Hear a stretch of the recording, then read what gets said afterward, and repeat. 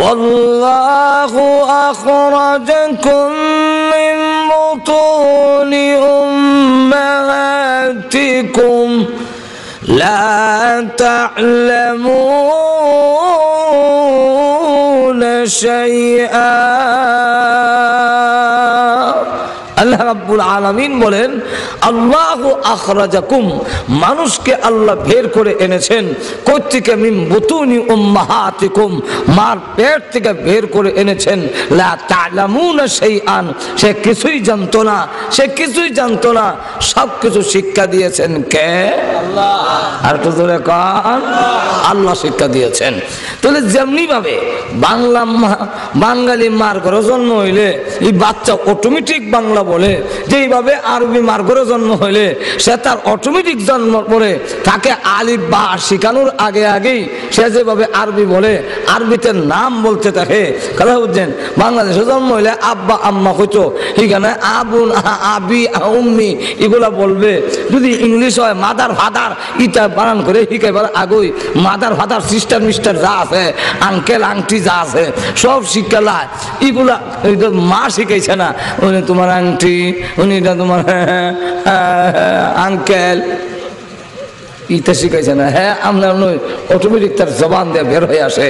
যেমনি ভাবে বাচ্চা মার গর্ভের থেকে বের হওয়ার পরে আস্তে আস্তে ওই যে দেশে জন্ম হয়, যে মায়ের ঘরে জন্ম হয়, ওই মার ভাষা সে বাচ্চা বলতে দেখে।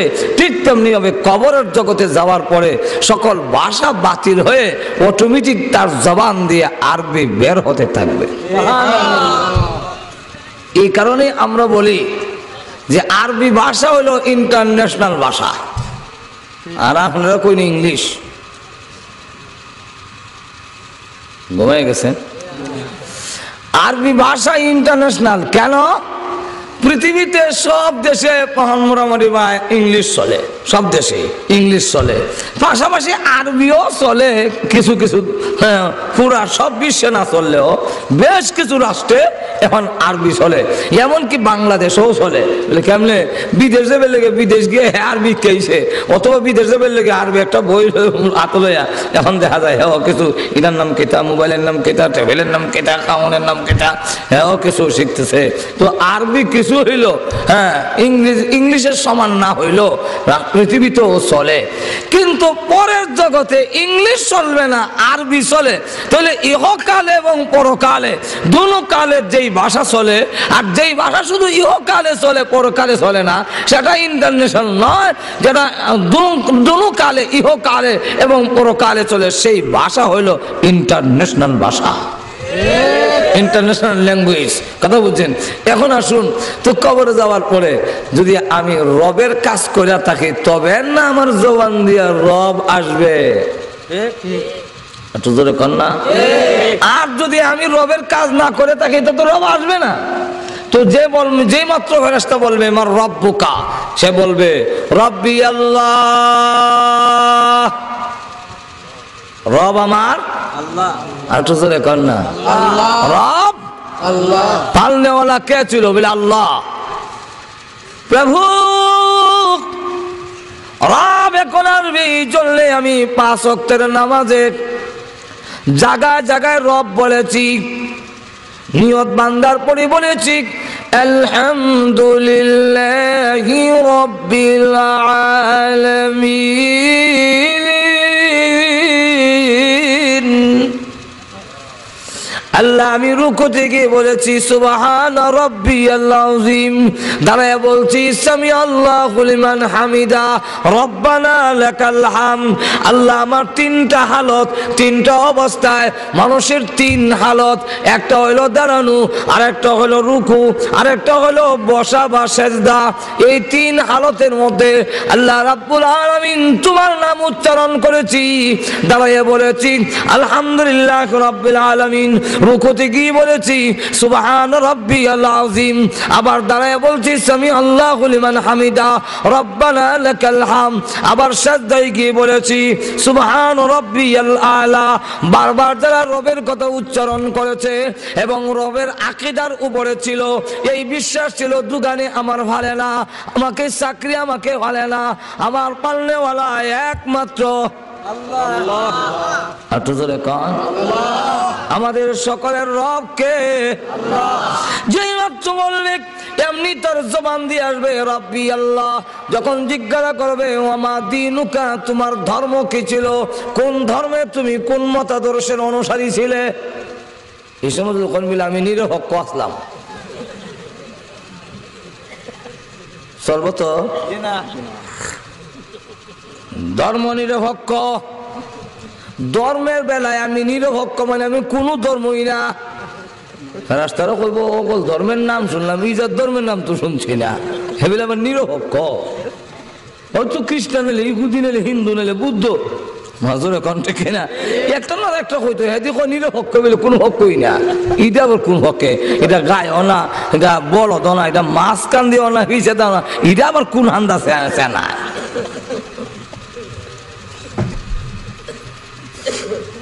ওয়ামা দিনুকা, আপনার জবান দিয়া কি আসবে দিনিয়াল ইসলাম, আইবনি সারা জীবন উল্লাহ হল্লা। আর কবর নিবার সময় এমনি মুল্লারে দেখতে পারে না, মুল্লার পোশাকও দেখতে পারে না, যত দোষ আছে খালি বইয়া বইয়া মুল্লার আর দোষ তালাশ করবো। আর মুল্লার আর দোষ তালাশ করে, যারে নিন্দে তারে ফিন্দে। আমরা একটা ভাষা আছে, যে যারে নিন্দে পাঞ্জাবিরে আমরা নিন্দা করি, কোট প্যান্ট খুব ভালো লাগে, পাঞ্জাবি এমনি ভালো লাগে না। কিন্তু দেখা যায় কবরে যাওয়ার সময় ওই পাঞ্জাবি না হইরা কুর্তা না গা দিয়ে কবরে যাওয়া যাবে না। আরো জোরে কয়, এই সময় সব নেতা হোক, লিডার হোক, প্রেসিডেন্ট হোক, যাই হোক, এই সময় ওই পোশাক আল্লাহ ফিন্দায় হয়, নিন্দা যখন করছিলে তে ফিন্দাবা। যেরকম ঠিক এরপরে কবর নিবার সময় ইসলাম, আমরা এমনি ইসলামের কথা মন থাকে না, দুই জায়গায় ইসলাম ছাড়ে না। কয় জায়গায়? এক জায়গা হইল ইলেকশন আইলে, আরো ঠিক কেনা এই সময় দেখবেন সব ইসলাম আওয়ামী লীগে কয় কোরআন সুন্নাহ বিরোধী আইন পাস করবো না, আর আজ কই পঞ্চম সংশোধনী আইন বাতিল করে ৭২-এর সংবিধান নিয়ে আসতে পাস হয়ে গেছে, পাস হয়ে গেছে। কথা বুঝছেন? বিএনপিও লেখে ইসলামী মূল্যবোধ, ইসলামের বলে মূল্য দিত, অথচ নিজেই মানে না। আর এরশাদ সাহেব জাতীয় পার্টি রাষ্ট্রীয় ধর্ম ইসলাম, রাষ্ট্রীয় ধর্ম ইসলাম, রাষ্ট্রীয় ফল হইল কাঁঠাল, রাষ্ট্রীয় ফাঁকির নাম হইল, জাতীয় ফাঁকির নাম হইল, এটার নাম দোয়েল। দোয়েল জাতীয় ফাঁকি কোয়ার আগে যেমন গাছও থাকতো, এখনো হে গাছ হইতা হে দালান কোটাও হইছে না। ঠিক তেমনি ভাবে রাষ্ট্রীয় ধর্ম ইসলাম, জাতীয় ধর্মীয় ইসলাম, এটা ঘোষণার করে আগে যে অবস্থা আছিল এখনো একই অবস্থায় আছে, এটার আর কোনো উন্নতি হইছে না। যেরকম ঠিক কিনা? এরপরে আবার দেখা যায় ওই সময় স্লোগান দেয় লা ইলাহা ইল্লাল্লাহ, নৌকার মালিক তুই আল্লাহ।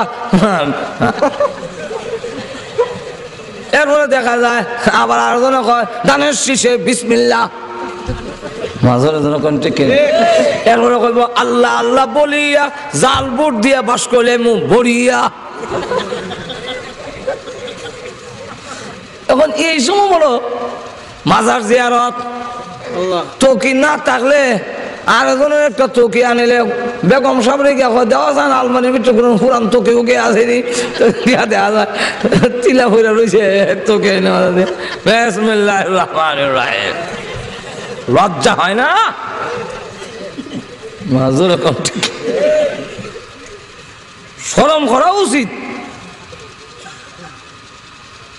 আপনার অসুবিধা হইতেছে অনেকটা তোকে দেখবেন বিসমিল্লাহ আলহামদুলিল্লাহ আউযুবিল্লাহি মিনাশ শাইতানির রাজিম যা আছে সব কইয়া এই সময় ইসলামের লেখা শাহজালালের বড় মনে হয় যেরকম ঠিক না, ঠিক না? শাহজালাল কি চাইছিল এই আকাম কুকম করবার লাগিয়া? এরপরে যাই হোক দেখবেন লইয়া যায়, আতর উতর লাগাও, কাপড় বল ভালো করে দাও, গোসল ওসল দাও।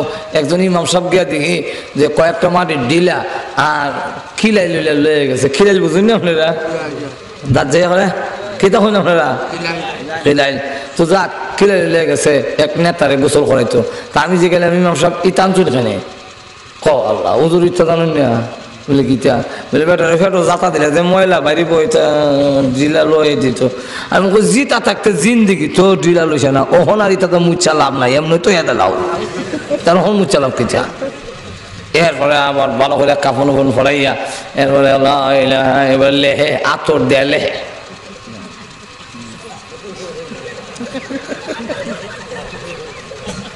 লিখে বলবো কি দেখো বিচ্ছু যদি না থাকে মাজুর এখন ঠিক না ঠিক না এরপরে ধরো ধরো খাট ধরো গন্যা গন্যা কদম ফালাই আরে কি শূন্য ইটা বাট পরে আল্লাহ খুব ভালো করি বুঝে ঘুমো ধরে লিছে খুব ভালো করে আল্লাহ বুঝে এখন দেখা যায় কার এক লইয়া যায় আর এক কদম গণ্য গণ্যা 10 কদম তুমি 10 কদম আমি 10 কদম গণ্য গণ্যা লইয়া যায় আর সকলের মুখ লা ইলাহা ইল্লাল্লাহ লা ইলাহা ইল্লাল্লাহ কবর লাগবে ধরো ধরো বিসমিল্লাহ ওয়ালা মিল্লাতি রাসূলিল্লাহ সারা জীবন উল্লেখ আল্লাহ ওহন কই মিল্লাতে রাসূলিল্লাহ রাস্তারা কবর আছে থয়া যাও সিবালিল্লাহ যে কারে হয় বুঝিলাইবা থয়া যাও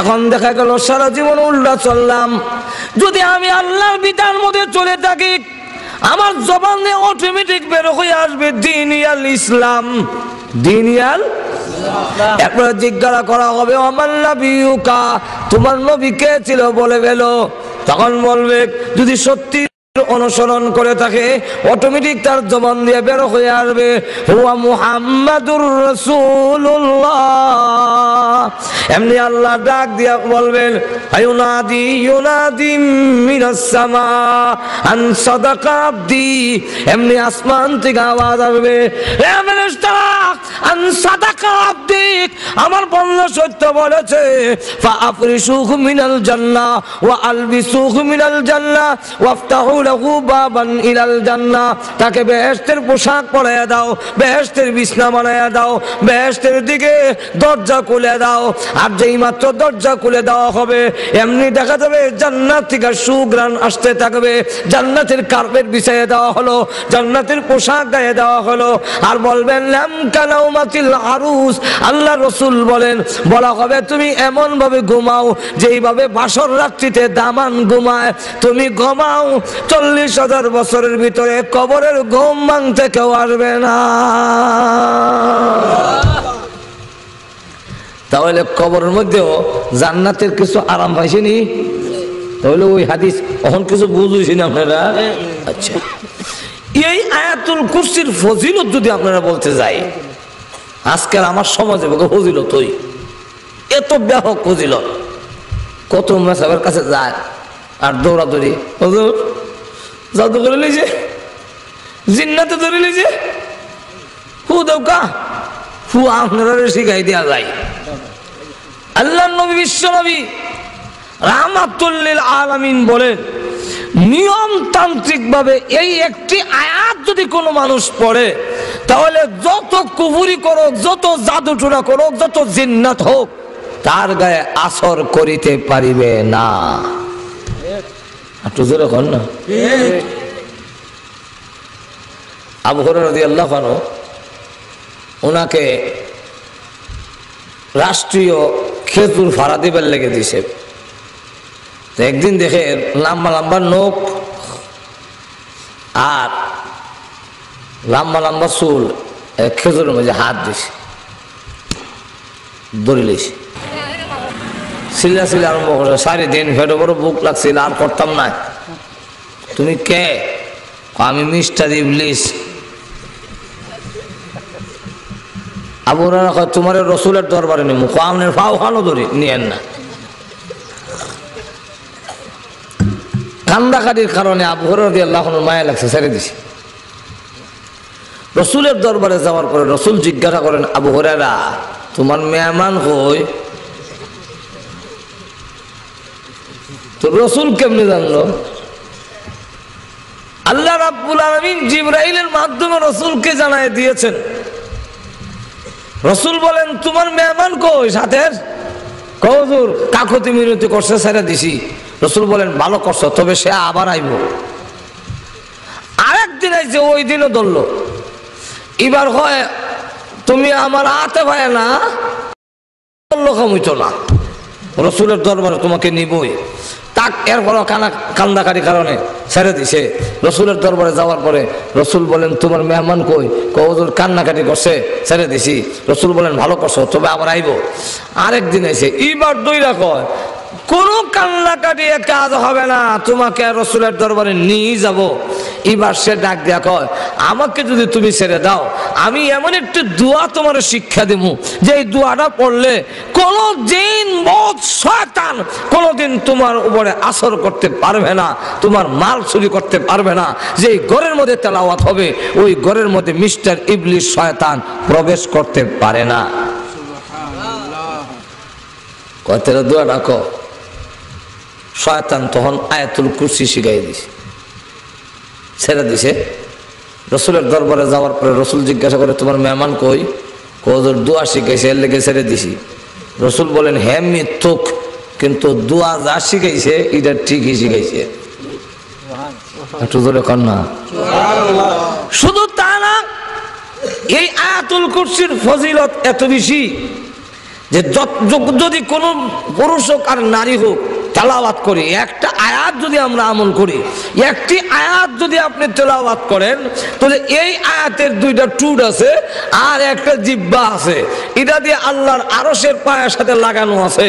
সে তখন দোয়া করতে থাকে, যতক্ষণ পর্যন্ত তেলাওয়াতকারীর গুনাহ মাফ না হয় ততক্ষণ পর্যন্ত আয়াতুল কুরসির সুপারিশ বন্ধ হয় না। সুবহানাল্লাহ। তাহলে এই আয়াতুল কুরসি কত গুরুত্বপূর্ণ। শুধু তা না, এই আয়াতুল কুরসি এত ফজিলত কেন? তার মধ্যে ইসমে আজম আছে। ইসমে আজম এমন এক দোয়া, কোন বান্দা বান্দি যদি আল্লাহর দরবারে দোয়া করে আর বলে আল্লাহর ইসমে আজম, ইসমে আজম কোনটা? আল্লাহর নবী বিশ্ব নবী রাহমাতুল লিল আলামিনকে জিজ্ঞাসা করেন ওগো নবীজি, ইসমে আজম আমাকে শিখান। আম্মাজান আয়েশা বলেন ইয়া রাসূলুল্লাহ, ইয়া হাবিবাল্লাহ, আমি ঘুম থেকে জাগ্রত হয়ে দেখি আপনি আমার পাশে নাই। আমি এমনি হাত দিলাম, হাত দিয়া দেখি আল্লাহর নবী বিশ্ব নবী রাহমাতুল লিল আলামিনের পায়ের তলার মধ্যে আমার হাতটা পড়ে গেছে। এমনি আমি বুঝতে পারলাম আল্লাহর নবী নামাজের সিজদার মধ্যে আছেন। অনেকক্ষণ অপেক্ষা করলাম, নবীজি সিজদা থেকে উঠেন না। তখন আমি আস্তে আস্তে করে গড়িয়ে গেলাম, নবীজি শ্বাস ফেলান কিনা। না হয় রসুল কেন এত দীর্ঘক্ষণ পর্যন্ত উঠেন না?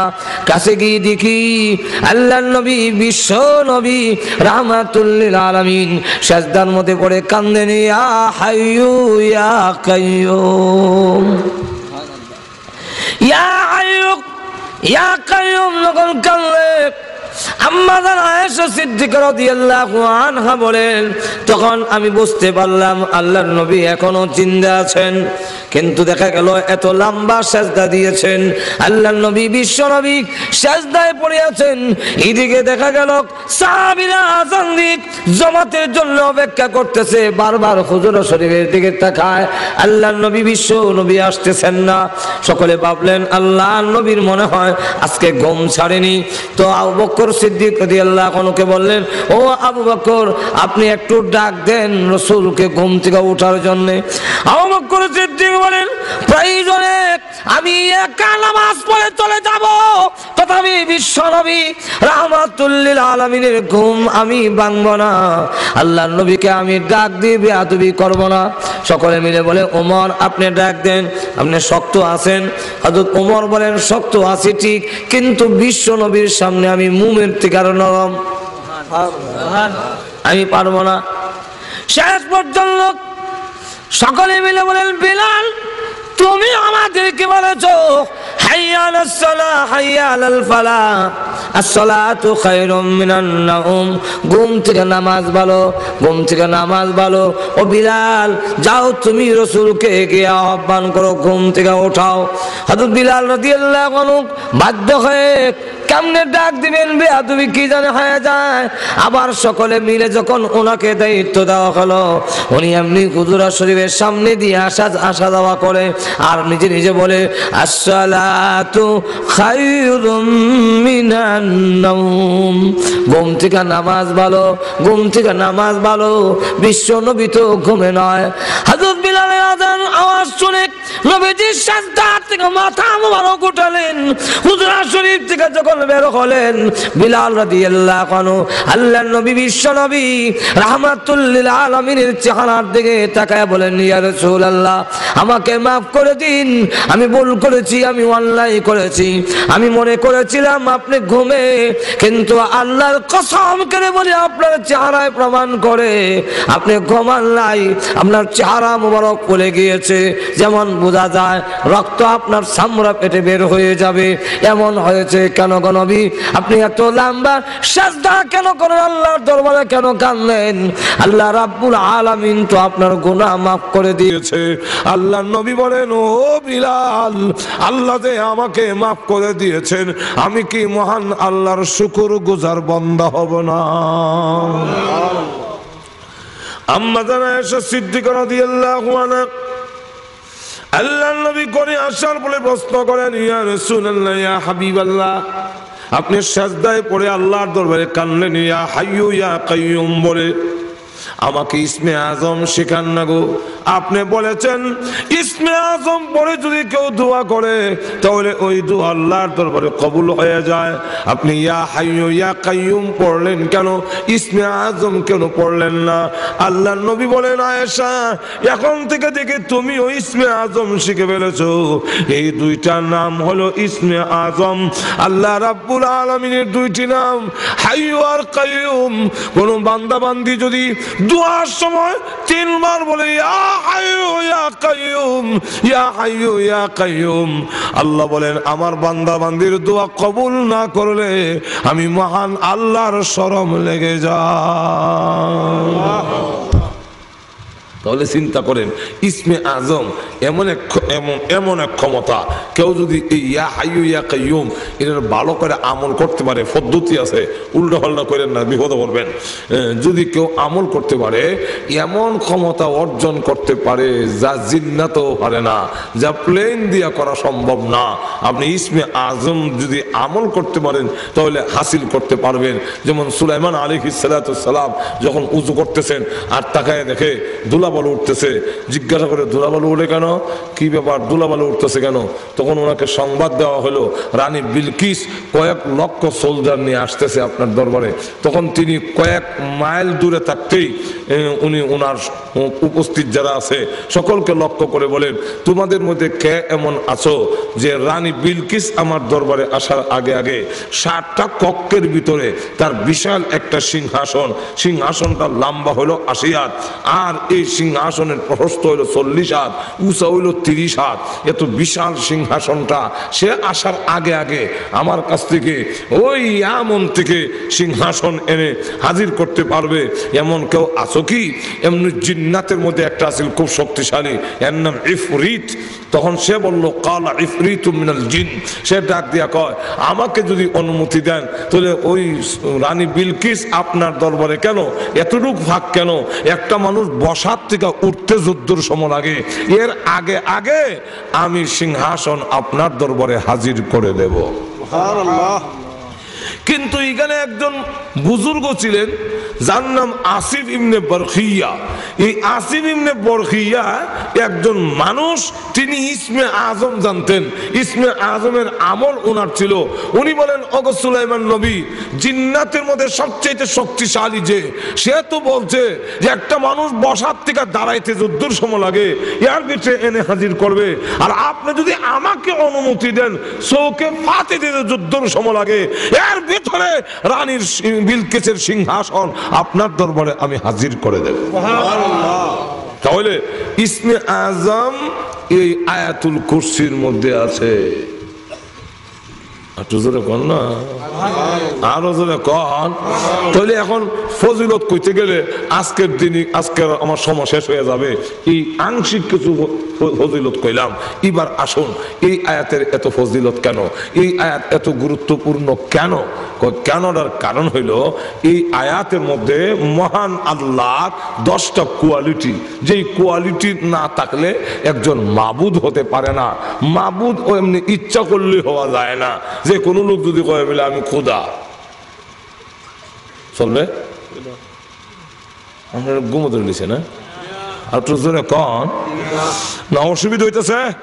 অসুবিধা হলো আমার সুবিধা, আমিও শেষ করে নিতাম। অসুবিধা হয়েছে না আপনারা? তাহলে এবার বলেন যে আল্লাহ কি যে কোনো লোকেই খোদা দাবি করলে খোদা হওয়া যাবে? খোদা দাবি করার সাথে সাথে, উপাস্য দাবি করার সাথে সাথে কিছু সিফত, কিছু কোয়ালিটি, কিছু গুণ তার থাকতে হবে। আর না হয় যাচ্ছে আটকাই লিব। কারণ খোদা দাবি কইল, দাঁড়ায় থাকতে পারলো না। হ্যাঁ, একজন মহিলা মা শ্বেতা, সে দাঁড়ায় কয় তোমাকে আমি খোদা মানতে পারি না। বলে কেন না? আমি খোদা না? বলে না। বলে কেন? তুমি যদি খোদা হবে তো তোমার নাকের সেন্টারটা ঠিক করে বানাইলে না কেন? এমন বম্বাস্টিক মার্কা এক নাকের লেগে। যে নিজের নাকটারই সাইজ করে বানাইতে পারে না, যে তার নিজের চামড়ার কালারটা আকর্ষণীয় কালার করতে পারে না, সে আরেকজনের উপাস্য হতে পারে না। আর তো জোরে কান আল্লাহু আকবার। আসিয়া আটকাই নিল। আসিয়া যখন বলে আমি ফেরাউন মানি না, ফেরাউন বুঝানোর পরে ব্যর্থ হইয়া তার শ্বশুর শাশুড়িকে আনছে। আইনা বলে আপনাদের মেয়েকে বুঝাইয়া দেন, সে আমাকে মানে না। তখন মা বাপ কয় আসিয়া ফেরাউনকে মেনে নাও, খুদা মানলে অসুবিধা কি? বনি কিপ্তির মধ্যে ফেরাউন হলো সবচেয়ে সম্মানী ব্যক্তি, সে খোদা হয়েছে। আর তুমি যদি তাকে মেনে নাও, তুমি হইলে কওমে আমালিকার একজন মহিলা, সুতরাং তোমারও তো সম্মান কম হবে না। ফেরাউন যদি খোদা হয়, তুমি তো খোদার বউ খুদি। ঈশ্বরের বউ ঈশ্বরী, ভগবানের বউ ভগবতী, ঠিক কিনা? গডের বউ গণেশ, কথা বলছেন? তাহলে খুদার বউ কুদি, তুমি অসুবিধা কি? তো আসিয়া তখন ডাক দিয়া মা বাপকে বললো, তফসিরে মাঝারিতে আনছে। আসিয়া তখন ডাক দিয়া কয় যে আপনাদের দামান রে এই কথা বলেন, আপনাদের জামাইকে এই কথা বলেন, সে যদি খোদা হয়ে থাকে আমাকে একটা তাজ বানায় দেওয়ার জন্য, একটা মুকুট বানায় দেওয়ার জন্য, যেই মুকুটের সামনে থাকবে সূর্য, পিছনে থাকবে চন্দ্র, সাইডে থাকবো তারা, তারা এনে লটকাই দিব। তখন আসিয়ার মা বাপ কয় এটা তো সম্ভব না, এটা তো পারতো না।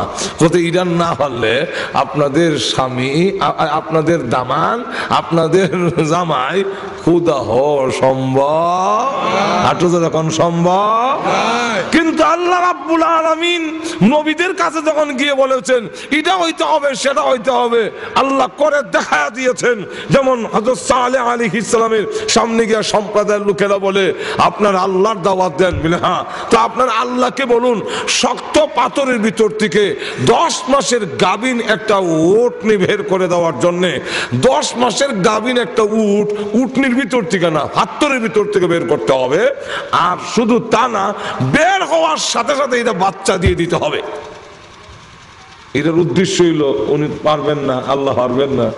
কিন্তু দেখা গেল বলার সাথে সাথে সালেহ আলাইহিস সালাম আল্লাহ এটা করে দাও সান, এমনি দেখে পাথরের ভিতর থেকে বিশাল একটা উটনি চিৎকার দিয়ে বের হইয়া, বাচ্চা ও একদিক দিয়ে বেরিতেছে, পাথরের ভিতর থেকে উটনিও বেরিয়েছে আর বাচ্চা বেরিতেছে এই দিক দিয়া বেরিয়া। ইয়া তো বিশাল উটনি বের হয়েছে যে এটা যেদিন পানি পান করতো, এই এলাকার খাল বিল পুকুরের মধ্যে যত পানি আছে সব শুকাইয়া যেত। তো আল্লাহ রাব্বুল আলামিন এই ক্ষমতা আসেনি আল্লাহর? আর তো এখন আসেনি না নাই? তো দেখা গেল খোদা হইতে গেলে কিছু কোয়ালিটি লাগে, উপাস্য হইতে গেলে শুধু দাবি করলেই হয় না, কিছু কোয়ালিটি লাগবে। যেমন মূর্তি, আমাদের দেশে মূর্তিরে মাবুদ বানায়, মূর্তির সামনে গিয়া দাঁড়ায়, কাকতি মিনতি করে, অথচ যদি জিজ্ঞাসা করা হয় তার মধ্যে উপাস্য হওয়ার মতো কোনো কোয়ালিটি তার কাছে, এত ধরে কোনো কোয়ালিটি নাই। কেন নাই? যে এরা এই যে মূর্তি যে দাঁড় করে রাখছে, আর 10টা হাত আছে, আর বড় বড় অ্যাডভোকেট, উকিল, ব্যারিস্টার, এটার সামনে গিয়া ভগবান ভগবান হরে কৃষ্ণ হরে হরে রাম হরে কৃষ্ণ হরে হরে হরে হরে হরে ইতা করে। তারে যদি জিজ্ঞাসা করা হয় তোমার উপাস্য যে, তার তো 8-10টা হাত আছে, এবং তুমি ওইলা MA ফাস, মাস্টার্স, তুমি অ্যাডভোকেট, তুমি ব্যারিস্টার, তোমার খুদা কি ফাস? গুড়ার ডিম ফাস। তাহলে অবস্থাটা কি করিল? যে বান্দার যোগ্যতা বেশি, খুদা মূর্খ, এটা উভয় হইতে পারে না। আরো ধরে কন, শুধু তা না, মূর্তির সামনে যে 8-10টা হাত আছে, এটার নাম দশরা না বেসরা, যে একটা এই মূর্তির নাম, এটার নাম দশরা, বেসরা না। আবার বেসরা আছে আমার দেশ, এটা কোনো সরাসরি মানে না। মুখ নিয়ে কারো লাগাইছে, গুতায় ফত বাড়ি করুন লাগে, চোখ 2টা গাঞ্জা খাই আগুনে লাগান লাল, মাথার মধ্যে শালু লাগাইছে, এরপরে আবার বেড়া বেড়ি এক কেন হইয়া, এরপরে একটা যে লাগায় আবার বাপ ধরে, চোখ বন্ধ করে বয়ে থাকে, বেশি মাথে উঠে না, আবার অনেকটা ল্যাংটা হয়ে যায়, পাইছি ল্যাংটা জামু ল্যাংটা মাঝখানে আবার খাবার করতাম খানে, তে হেরে কইল আইসত ল্যাংটা জামু ল্যাংটা মাঝখানে খাবার খেনে, তা আতুরে আনছে হের দাঁতটি বেরিয়ে ফেলাই দে, আইসে দাঁত ছাড়া যাই তোকে লেগে দাঁত লইয়া। আচ্ছা যাক, এরা আবার দেখবেন বই থেকে বেশি মাথে না, আবার হঠাৎ হাক মাওলা দয়াল বাবা যখন আসেনি না নাই। আর আমরা দেশের কিছু লোক এমনি গিয়ে সাদ্দাত করে যায়, আর মনে মনে আপনি তো হয়ে গেছে, অনেক কিছু হয়ে গেছে। এখন লক্ষ্য করে দেখেন, মূর্তিটা যে দাঁড়ায় আছে, এখন তার সামনে খাবার দেওয়া আছে, চিরা, দই, মই, খই, এটা দেওয়া আছে। এখন একটা হাত দিয়া মাছি যখন খাবারটা নিয়ে যায়, তাও চুরি করে নেয় না, আওয়াজ দিয়া নেয়।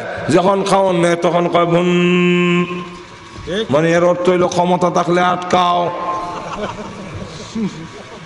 আবার খাওয়ান লইয়া যায়, সময় ভন লইয়া যায় গা, কিতা করছো, কি ক্ষমতা আছে আমার যদি আটকাইতেছ না, তুমি কি এর খুদা, তুমি তো হুদা। আল্লাহ কুরআনে বলে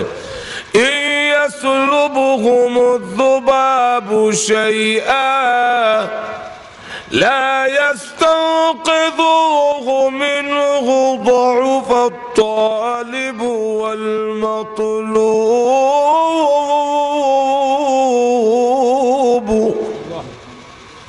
তার সামনের থেকে মাছে খাবার নিয়ে যায়, তাহলে এটার মধ্যে ক্ষুধা হওয়ার কোন কোয়ালিটি, একটু জোরে কোন কোয়ালিটি, এটা মরা, আমওয়াতুন গায়রু আহিয়া, এটা জিতা নয়, এটা মরা। সুতরাং উপাস্য হতে পারে না, কোন মূর্তি উপাস্য হতে পারে না, কোন বৃক্ষ উপাস্য হতে পারে না, কোন পাথর উপাস্য হতে পারে না। কেন? কোয়ালিটি তার মধ্যে ক্ষুধা হওয়ার মতো কোয়ালিটি নাই। আল্লাহ রাব্বুল আলামিনের পরিচয় তুলে ধরেছেন এই আয়াতের মধ্যে।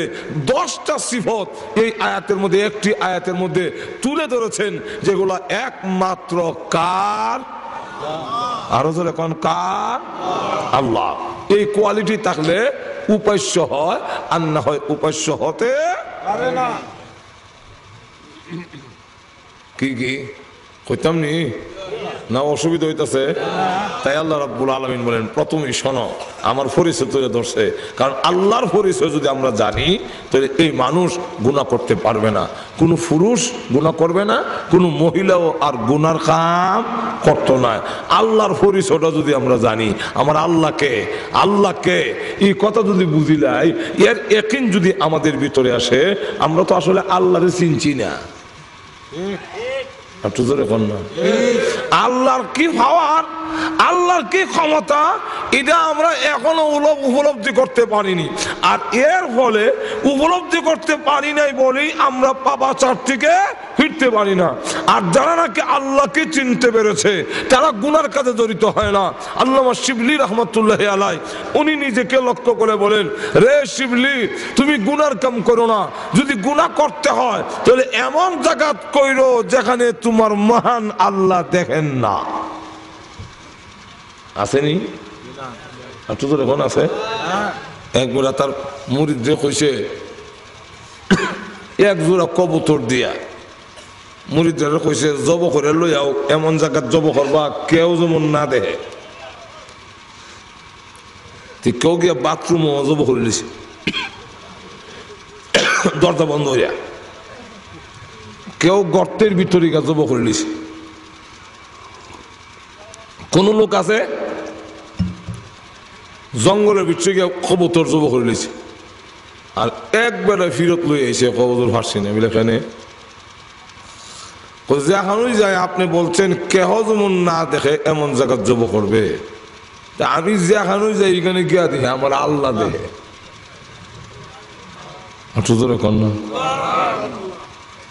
হ্যাঁ এত জব করলো আর এবার করলো না কেন? আল্লাহ দেখে আমি গলা ছুরি লাগে। আপনি বলছেন কেউ যেমন না দেখে। তো আপনি যদি আমার ভিতরে যদি এই কথা আসে যে এমন কোন জায়গা নাই যেখানে আমার আল্লাহ দেখেন না, সুতরাং আল্লাহ দেখায় আমি গুনাহ করব কিভাবে, অপরাধ করব কিভাবে? র‍্যাব যদি সামনে থাকে ওই কোনো অফিসার ঘুষ খেত না, র‍্যাব যদি থাকে কোনো দুর্নীতিবাজ দুর্নীতি করবে না, র‍্যাব যদি সামনে থাকে তাহলে দেখা যাবে সে অপরাধে লিপ্ত হবে না। যদি ইয়াকিন আর বিশ্বাস আসে যে আমার আল্লাহ আমার স্রষ্টা, আসমান আর জমিনের মালিক, আকামুল হাকিমিন, আল্লাহ আমাকে দেখতেছে, সে জিন্দেগি তো কোনো জিনার কাম করতে পারবে না। একটু জোরে কন না। খাইতে পারবো না ঘুষ? একটু জোরে কন, ঘুষ খাইতে পারবো? একটু জোরে কন। আল্লাহ দেখতেছে, এর ইয়াকিন আমার আল্লাহ সব জায়গায় আছেন।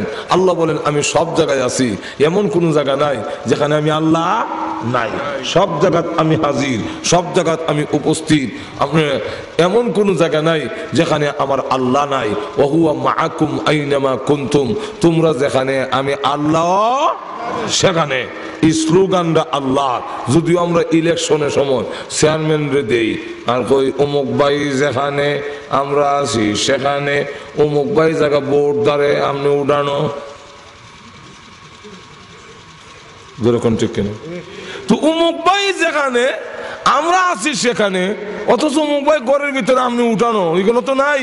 এটা বউর কাছে কিতাব হয় আপনি জানুনি না। আল্লাহ বলেন এই স্লোগান আমার, বন্দা আছে যেখানে আল্লাহ আছে না, আল্লাহ আছে আমরা আছি যেখানে আল্লাহ সেখানে আছেন। শুধু তা না, আল্লাহ রাব্বুল আলামিন বলেন আমার পরিচয় তুলে ধরুন, যেখানে তিনজনে কানাকানি করে আল্লাহ কোরআনে বলেন সেখানে তিনজন নয়, হিসাব করবার সময় চারজন হিসাব করবা। যেখানে চারজন এখানে চারজন নয়, আমি মিল্লা হইলাম পাঁচজন। শুধু তা না, দুনিয়ার কোনো মেশিন নাই, দুনিয়ার কোনো যন্ত্র নাই, আমার ভিতরে ভিতরে আমি কি কল্পনা করতেছি সেটা উদ্ঘাটন করতে পারবে। আজ পর্যন্ত কোনো যন্ত্র আবিষ্কার হয়নি, আমি মনে মনে কি কল্পনা করি সেটা আবিষ্কার করার জন্য। কিন্তু আল্লাহ রাব্বুল আলামিন জানিয়েছেন, ও পৃথিবীর নারী আর পুরুষেরা তোমরা জেনে রাখো আমি আল্লাহ এমন সত্তা, তোমার ভিতরে ভিতরে কি আছে আমি 24 ঘন্টাই তোমার ভিতরে সকল কিছু জানি। তাহলে আল্লাহর পরিচয় যদি জানে মানুষ, আল্লাহকে তার ক্ষমতা কি এই কথাটা যদি ভালো করে উপলব্ধি করতে পারে, না পুরুষে গুনাহ করতে পারবে না নারী গুনাহ করতে পারবে। এক লোক হাদিস শরীফের মধ্যে এসে, তিরমিজির হাদিসে, এক লোক এক মহিলাকে খুব ফুসলে ফাসলে সুযোগ মতে আইসিল টেকার লেগে কর্জা নিত। ইমন সময় করছে কিটা, কর্জা নেওয়ার সময় শর্ত লাগাই দিছে দিমু, কারণ হের চরিত্র বাড়া না।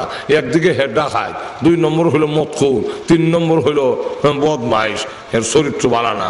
তুই মহিলাটা আবার নেককার, টাকা কর্জার লেগে আইছিল, আবার পরে শর্ত জুড়ে দিছে টাকা দিতে পারি একটা শর্তে, তুমি যদি আমার আকাঙ্ক্ষা পুরা করো। সে দেয়া বসে কুমতলবের প্রস্তাব। মহিলা কয় আমি এই প্রস্তাব গ্রহণ করতে পারি না, হয়তো টাকাও দিতাম না। শেষ পর্যন্ত বিপদ হইলে রাজি হইছে, আচ্ছা ঠিক আছে টাকা দেও, দেখা যাইব না, অমুক জায়গা অতটা সময় আসবে, তার সাথে ওয়াদা দেওয়া, ঠিকই নির্জন গভীর রাত অমুক জায়গা আসছে, তখন মহিলারা তরতর করে কাঁপতেছে আর চোখের পানি ছেড়ে দিয়ে কাঁদতেছে। তো সে জিজ্ঞাসা করে, হাদিস শরীফের মধ্যে আইছে, তার নাম হইল কিফিল, সে ডাক দিয়া কয় তুমি কাঁদছো কেন, তুমি কান্দো কেন? মহিলা কয় আমি জিন্দিগিতে কোনোদিন জিনার মতো অপরাধ করিনি, আমি আজকে অভাবের কারণে তোমার কাছে টাকার জন্য আসছিলাম, তুমি আমার ইজ্জতের উপরে হামলা করবে, আমি আল্লাহর দরবারে কাঁদতেছি, আল্লাহ যেন আমাকে রক্ষা করেন এবং তোমার দিলটা যেন আল্লাহ পরিবর্তন করে দেয়। আমার আল্লাহর তো এমন ক্ষমতা আছে, ইচ্ছা করলে তোমার দিল পরিবর্তন করতে পারে। ও ভাই, এই জঙ্গলের ভিতরে, এই এরিয়ার ভিতরে, এই এলাকার ভিতরে আর কোনো মানুষ না থাকলেও আমার মহান আল্লাহ আছে। এই যে বিশ্বাসটা, দুধ পানি দেওয়া জীবন আইন দিয়ে ফিরে তারে না, পানি দিবই, গুড়াইয়া মারে, গুড়াইয়া একবার ড্রামের মধ্যে পানি তৈছে, তুই আসো দুধ ডালে, জিজ্ঞাসা করা হইলো আগে তো সব পানি, এখন দুধ দাও ওখানে, খালি বিশ্ব হুজুরের কাছে মুড়ি ধুইছি ভর্তি গিয়া, হুজুরে না করছে দুধের মধ্যে পানি দিস না, এর লাগে দুধও পানি দেই না, পানির মধ্যে দুধ দেই, গুড়াই আমার। আর খলিফাতুল মুসলিমিন উমরের যুগে একজন মহিলার, বিধবা মহিলার ঘরের কোনায় রাত গিয়ে উমর দাঁড়াইছেন যে এই ঘরের হালত কিতা শুনি। তো মা তার মেয়েকে জিজ্ঞাসা করে আজকে বকরি কদ্দুর দুধ দিছে, কদ্দুইশের, আরো 200 পানি মেয়ে দেয়। মেয়েটা জবাব দেয় উমর নিষেধ করছেন দুধ পানি দিতে। মা ডাক দিয়ে আমার মেয়েটা এখনো স্মার্ট হইছে না, কিন্তু সুরিকছে না, সংসার কেমনি উন্নতি করবো। উমর কি তোর ঘরের কোন খার রয়েছে দেখবার লেগে, ঘরের ভিতরে খারা বলে দেখতো তুই দুধ পানি দিস কিনা। মেয়েটা জবাব দেয়, ও মা, উমর যে আল্লাহকে ভয় করে দুধের মধ্যে পানি দিতে নিষেধ করে দিয়া বিক্রি করতে নিষেধ করেছেন, আমি সেই আল্লাহকে ভয় করি, সেই আল্লাহ তো দেখতেছে। উমরকে ফাঁকি দেওয়ান সম্ভব, কিন্তু আল্লাহকে ফাঁকি দেওয়ান সম্ভব নয়, সুতরাং আমি দুধের মধ্যে পানি দিতে পারবো না। আর তো না এমনি ভাবে আমাদের দেশের মহিলারাও যদি কথা বুঝে, স্বামী দেখে না এলে কি হয়েছে, কিন্তু অনেক সময় দেখা গেছে স্বামী দেখে না, স্বামীর মাল চুরি করে, স্বামীর মাল নিয়ে পকেটও টাকা তো ঘুমাইছে, এখান থেকে টাকা লইয়ে যায়। দানের সময় নিয়ে 1 মন দান হে করো তো, হে করো তো, জুলাই করে, ঠিক না, ঠিক না। শুধু তা না, আপনাদেরই কেনা অনেক জায়গায় এরকম আছে, আমার দেশও আছে। উমা স্বামী গেছে গে বাজারও, গলা বাজার, আর এখানে তাই দেখা যায় আরো 8-10 জন বেনেন মাথে উঠে চাও খায়, পান্তামুখ খায়, বিড়ি সিগারেট খাইতেছে, খেয়ে যেমনি দেখে তাই না আছে, ভাই সাহেব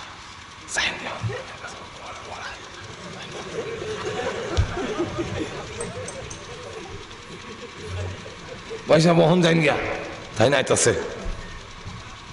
কিন্তু কোন মহিলা আল্লাহর পরিচয় যদি জানতে পারে, সেই মহিলা কখনো জঘন্য অপরাধে লিপ্ত হবে না। আমরা দেশও দেখবে, হাদিসের মধ্যে আছে, মুসলিম শরীফ হাদিসও, যে আমরা দেশও আছে বাছুর বান্দা তো আরো 1 সপ্তাহ আগে গাই যখন, দুধের গাই যখন বাজারে বেচবো, 1 সপ্তাহ আগে বাছুর বান্দা তৈছে, আর গাভীর উলন্ড 50 কেজি দুধ দেয়।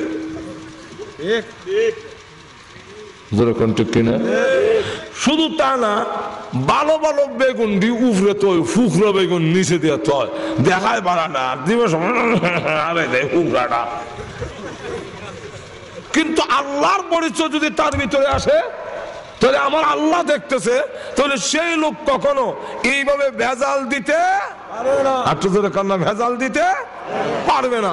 তাহলে এখন আসুন, আল্লাহ রাব্বুল আলামিন এই আয়াতের মধ্যে তার পরিচয় তুলে ধরেছেন যে আমার পরিচয় তোমার ভিতরে আসলে তুমি জঘন্য কাম করতে পারবা না।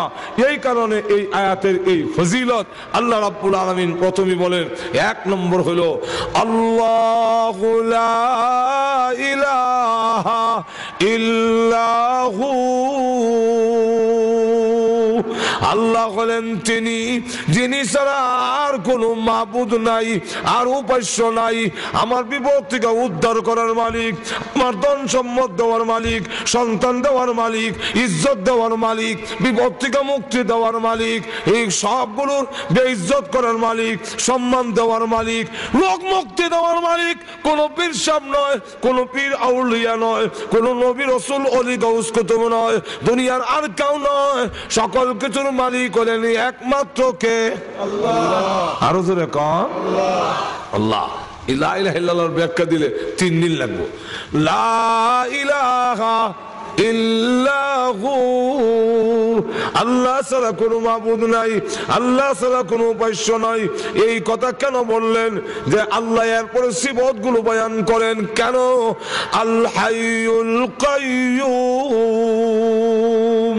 1 নম্বর হলো আল্লাহ রাব্বুল আলামিন হলেন হাই, চিরঞ্জীব, যার মরণ নাই। এই পৃথিবীতে আল্লাহ ছাড়া সকলের মরণ আছে, নবীদেরও মরণ আছে, ওলি গাউস কুতুবের মরণ আছে, বৃক্ষ তরুলতার মরণ আছে, পাথরগুলোর মরণ আছে, পাহাড়ের মরণ আছে, আসমান জমিনের মরণ আছে। সুতরাং এগুলা আমার উপাস্য হতে পারে না। আল্লাহ আমার উপাস্য হবে কেন? আমার মহান আল্লাহর জিন্দেগিতে কোনোদিন মরণ নাই। ঠিক কিনা? 2 নম্বর হইল আল কাইয়ুম, তিনি কাইয়ুম। বলে কাইয়ুম কিটা? কাইয়ুম হইল এটার ব্যাখ্যা 3টা।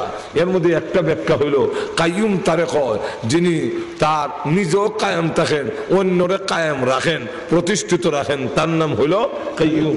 2 নম্বর ব্যাখ্যা হইল যিনি সমস্ত মখলুকের মধ্যে হাজির, সবসময় দেখতেছেন বান্দার সকল আমাল। তাফসীর ইবনে কাসিরের মধ্যে লেখে কাইয়ুমের অর্থ হইল আহওয়ালে হাজিরুন, আহওয়ালে হাজিরুন ওয়া আমালে নাজিরুন।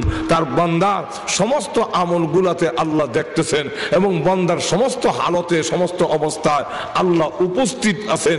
তাকে বলা হয় আল কাইয়ুম। কি বলা হয়? কাইয়ুম বলা হয়। তাহলে হাইয়ুল কাইয়ুম। আল্লাহ রাব্বুল আলামিন বলেন আমি সব জায়গায় বিরাজমান, এমন কোন জায়গা নাই যেখানে আমি আল্লাহ নাই। এই কারণে আল্লাহর নাম হয় কাইয়ুম। আমাদের সমস্ত হালত দেখতেছেন, আমাদের সমস্ত আমলগুলো তিনি দেখতেছেন ডাইরেক্ট। সুতরাং আল্লাহকে ফাঁকি দেওয়ার কোনো সুবিধা নাই। 3 নম্বরটা হইল লা তাখুযুহু সিনাতুন ওয়ালা নাওম।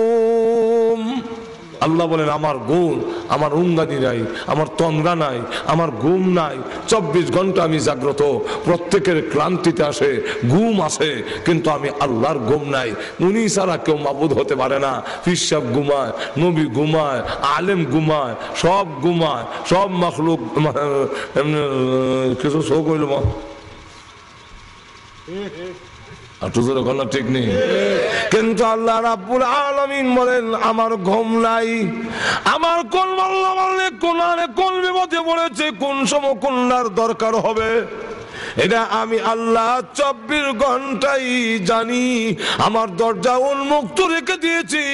24 ঘন্টার ভিতরে যেই কোনো সময় আমার বান্দাকে আমাকে ডাক দিবে, আমি আল্লাহ 24 ঘন্টাই তার ডাকে সাড়া দেব। এই কারণেই আমি আল্লাহ মাবুদ হয়েছি। কিন্তু রাজা, বাদশা, ওলি, গাউস, কুতুব সব ঘুমায়। রাত 2টার সময় কোর্ট কাছারির মধ্যে পাইবেন এখন গিয়া উকিল মুক্তার, জশা সব ঘুমা দিছে। আপনি এখন বিপদে পড়ছেন। এখন কৌড়ে গেলে দেখবেন ওই ফারাদাররা বই রয়েছে, তাও উঙ্গায়। যদি কি এখন মিলে আমি একটা কেস করবার লেগে আসলাম, বিপদে পড়ছি, এখন আমার জায়গা দখল করিলায় তখন দারুয়ানি ফিরতে মেরে। আর আল্লাহ কয় তোমার রাত্রে যত গভীর হবে আমার রহমতের দরজা তত প্রশস্ত হয়। তুই যে কোনো সময় ডাক দিবে।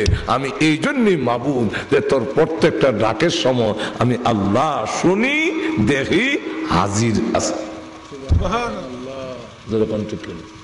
আরো বহুত গুণ কওয়া হয়েছে।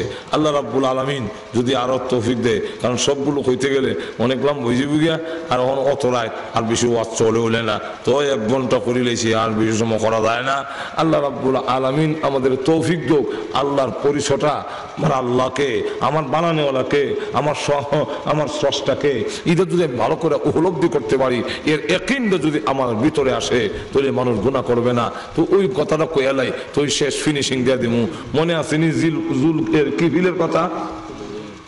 কিফিল সূরা, মহিলার সামনে কাঁপতেছে, মহিলা কাঁপে, জিজ্ঞাসা করে তুমি কাঁপছো কেন? কাঁপার কারণ হলো আমার আল্লাহ দেখতেছে, আর কেউ না দেখলো আমার আল্লাহ দেখতেছে আমি গুনার কাম কেমনে করব। এ ভাই তোমারও ওয়াজ করি, ইয়া আখি ইত্তাকিল্লাহ, তুমিও আল্লাহরে ডরাও। তোমার মতো কত যুবক কবরে ঘুমাই আছে, তোমার মতো কত যুবক হাসপাতালের সিটে আছে, তুমি এখনো সময় আছে, আল্লাহরে ডরাও। এই কথা বলার পরে কিবিলের বিচ্ছু বয়ে আইছে, সে তখন গুনার কাম ছেড়ে দিয়া বলল টাকা যা দিতাম ফেরত দাও লাগতো না, আমি তওবা করলাম, আমার জিন্দেগিতে আর কোনোদিন গুনাহ করব না, আর জিনা করব না, আর মদ পান করব না, আর ডাকাতি করব না।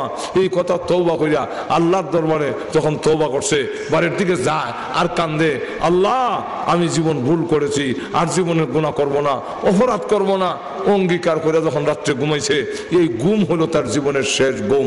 আর ঘুম থেকে উঠলো না। যেই মাত্র ঘুম থেকে বিদায় হয়ে গেছে, এখন সকালে লোকেরা দৌড়াদৌড়ি করে আসতেছে। কেউ বলে আয় ডাকাতটা দেখায়, কেউ বলে আয় বদমাইশটারে দেখায়, কেউ কয় আয় দেখায় এই মদ কোটটারে। কিন্তু আয়সা দেখে দরজার মধ্যে কে ফেরেশতারা লেখা দিয়ে গেছে, তোমাদের কাছে কিফিল এখনো ডাকাত রয়ে গেছে, এখনো বদমাইশ রয়ে গেছে, কিন্তু মহান আল্লাহ গত রজনীতে তার তওবা কবুল করে জিন্দেগীর সমস্ত গুনাহ মাফ করে দিয়েছে। সুতরাং আমি যদি ওইগুলা বলতে পারি, তাহলে অবশ্যই আল্লাহ রাব্বুল আলামিন আমাদেরকে মাফ করবেন। সমস্ত পাপাচার থেকে তখনই বাঁচা সম্ভব যদি আল্লাহর পরিচয়, আহকামুল হাকিমিনের পরিচয় আমাদের ভিতরে আসে। আল্লাহ আমাদেরকে তৌফিক দাও। ওয়া আখিরু দাওয়ানা আলহামদুলিল্লাহি রাব্বিল আলামিন।